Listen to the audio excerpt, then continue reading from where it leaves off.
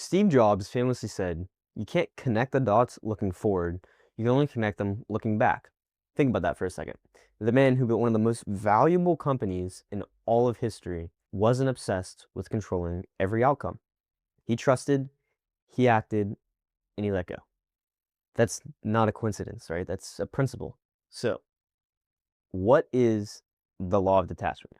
The law of detachment comes from the work of Dr. Deepak Chopra, one of the most widely read thinkers on consciousness, success, and human potential. In his book, The Seven Spiritual Laws of Success, Chopra defines the law of detachment, but I'll give it to you simply. The law of detachment says, commit fully to your intention, do the work with everything you have, but release your grip on the specific outcome.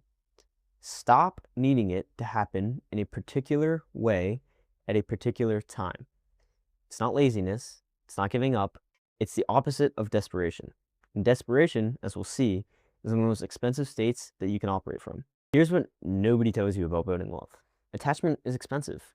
When you're attached to a specific outcome, you make emotional decisions. You panic, you force, you cut corners, chase shortcuts, and burn bridges, all because you need a result so badly that you can't think straight.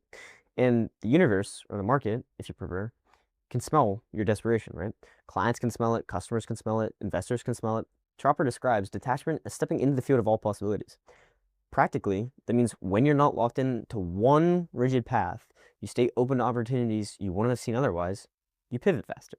You're going to think clearer, you attract rather than chase. The wealthiest people in the world aren't the ones who needed success. They're the ones who are committed but not controlled by it. There's a difference between working towards something and drowning in it.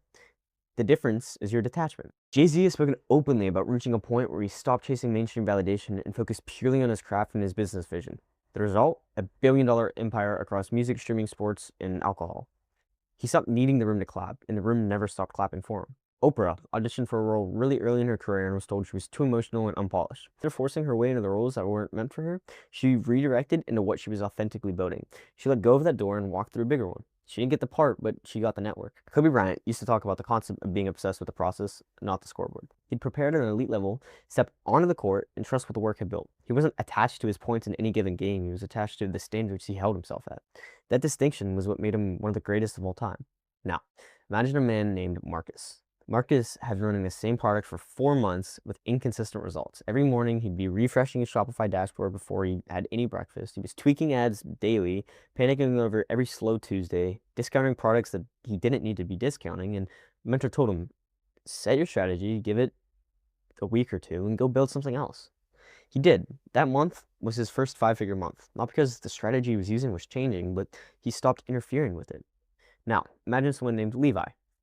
Levi had been applying for senior roles at a tech company for 3 months. Every application felt like survival. He needed this job, and his interviews showed it. Nervous, overprepared in all the wrong ways, trying too hard to be what he thought they wanted, and when he finally accepted that the right role would come and started showing up as himself, he got 3 offers in a week. He hadn't changed his resume, he'd changed his energy. All this video, I've been giving you examples of celebrities that have used the law of detachment to become successful or fake examples, but I actually use it and now do hundreds of thousands of dollars a month at 18 now. After playing hockey my whole life, I decided to move into high-ticket sales, and it was all right, but I was trading all my time for money to what I didn't want to do. That's a normal job. So I transitioned into e-commerce. No matter what I was detached. Data only. Stores may have failed, but I was obsessed with the work, not the process, as I knew the results would come eventually. And my light just died. Just as I anticipated, the results came, and now I'm doing hundreds of thousands of dollars a month at 18. It wasn't luck or daddy's money. It was a format I followed that you can make money with as well. If you're interested in this free format, click the first link in the description of this video, and you'll get access to all the free resources.